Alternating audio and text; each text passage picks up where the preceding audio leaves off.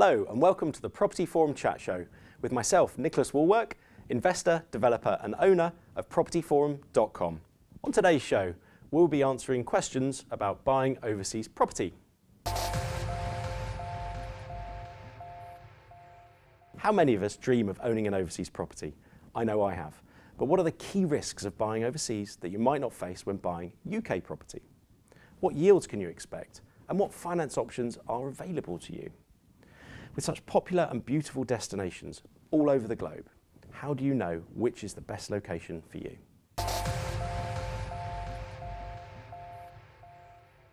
If you haven't seen our show before, each episode is based around a different area of property investment.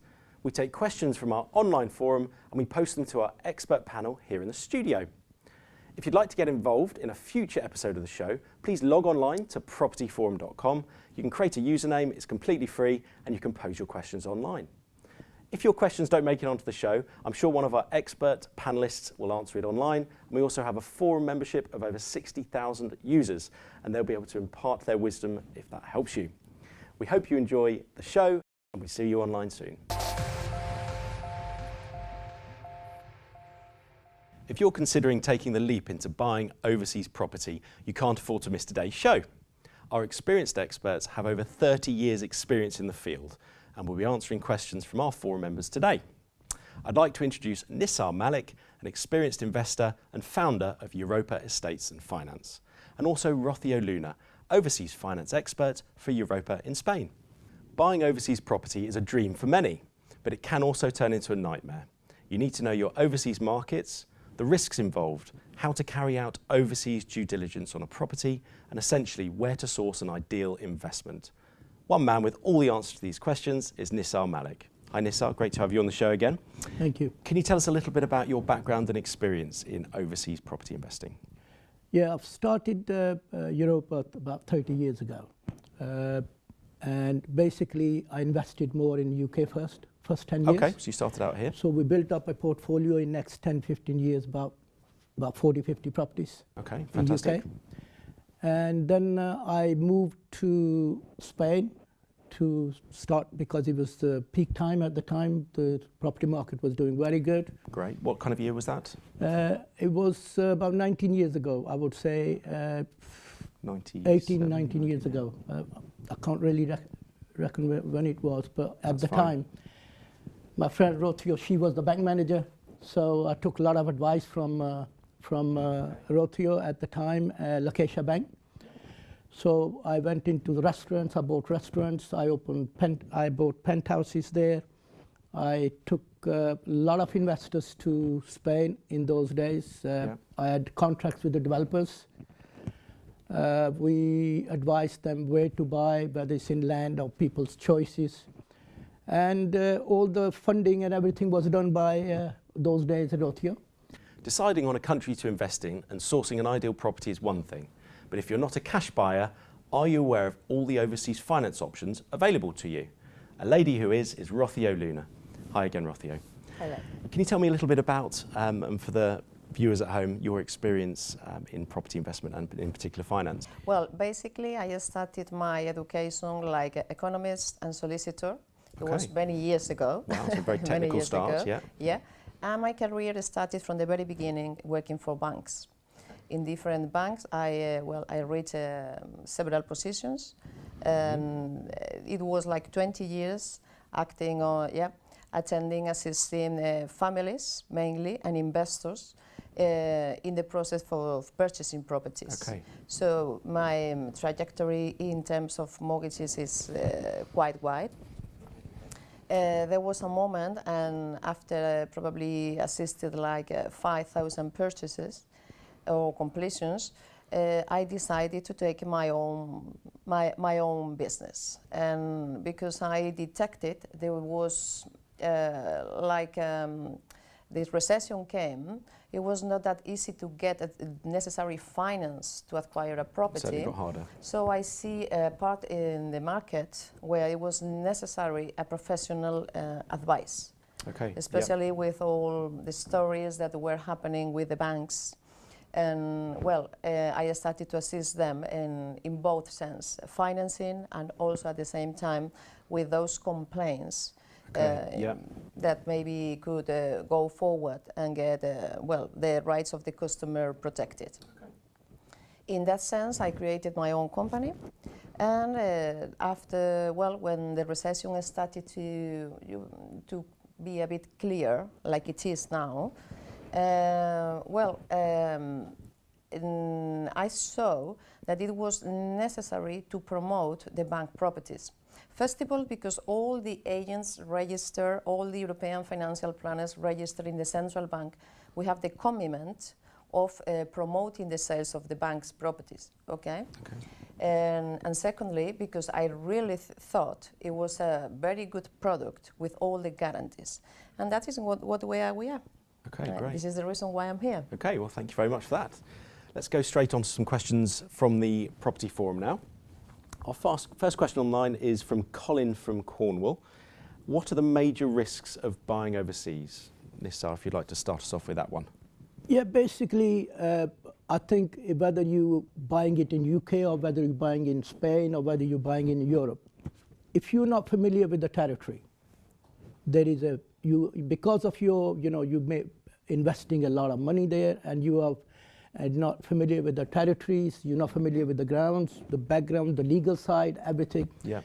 You must make sure that you do your personal research. Yeah, due diligence. There's a lot of information on the websites. Yeah.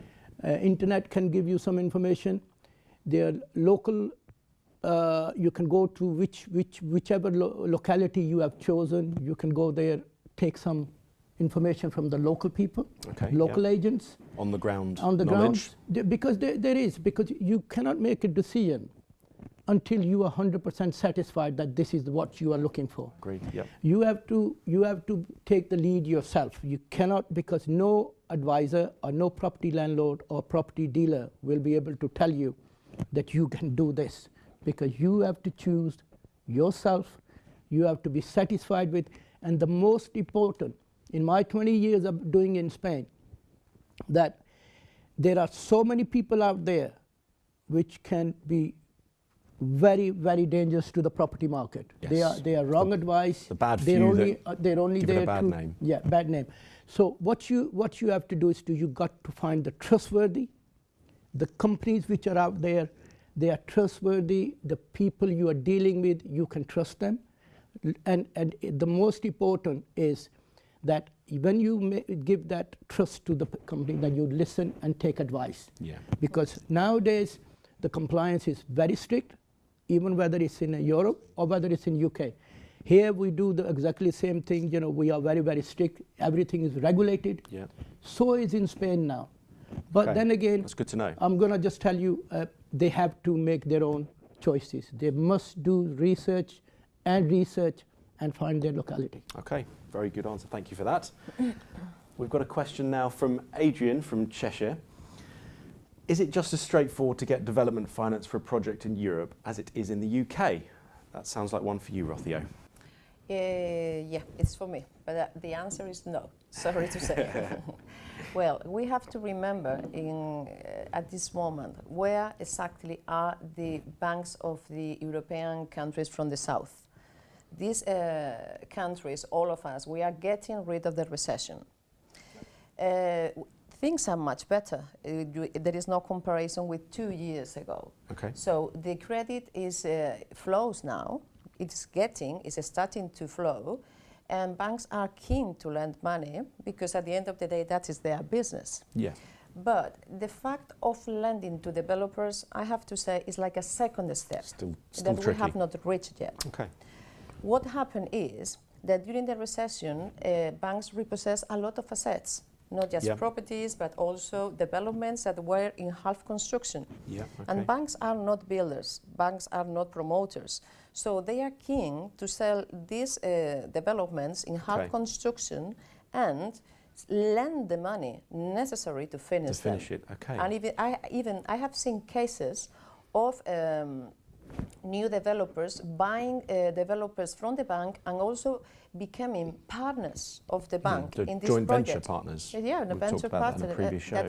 That is, and using even the resources from the bank to promote those properties, because you know each bank has created its own estate agency. Wow. Yeah, so banks are becoming estate agents. No, they are the main estate estate agents in Spain. Wow. Don't get wrong. Absolutely. So that's really interesting to know. Absolutely. I mean, you can understand that they've repossessed all this stock, so why lend on unrelated stock to them? They want to unwind their own assets, their own properties first. Okay, that's really and good don't answer. forget, they really need to sell them, because when they were rescued in March 2012, one of the commitments that the central banks of the Greece, Italy, Portugal, Spain, one of the commitments was to sell all their assets within the following 15 years. Right, okay. And that was so 4 years they've got a goal ago. to sell these so as we well. have 11. It's like a sales target for the banks. Yeah. Cracking. Yeah. Okay, well, that's very interesting. We've got time for one more question before the break. This one I think would be a good one for you, Nisar. Raj from Croydon would like to know, are yields for overseas holiday rental properties on par with UK ones?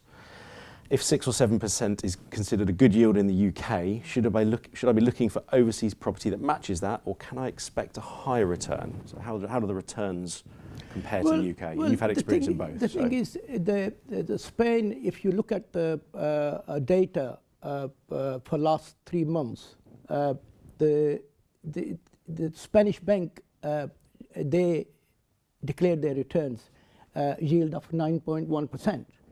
Now but when you go back, if you go back in March this year, you know, the end of March, it was 6.7. Now, what does that tell you? That tell you that within 3 months, the yield is increased, the returns have increased, and that's not we are declaring. It's the Spanish bank have declared that. Right. That is it. And it has increased to 9.1. Now you got to bear in mind that you are actually dealing with Spain on the same grounds as UK, because what happens in central London and what happens in the north is totally a different investment. Yes. And that is exactly what is happening in Spain. If you go to the south, the south will have a bigger capital to invest. Also, the yield will be better because it's more demand on that side. Yeah, absolutely. Also, short term and a long term. But when you move toward the north, you will have a less capital to invest. Yeah, you'll need less capital to invest. So there's cheaper properties, basically. Yes, cheaper properties. That's right. So cheaper properties, the yield, obviously, the demand is not as much as the south, but you have a less returns. Absolutely. Okay, that's great. That's all we've got time for now. We'll jump to a break. When we come back, we'll be discussing more about property finance overseas with Rafi Olean.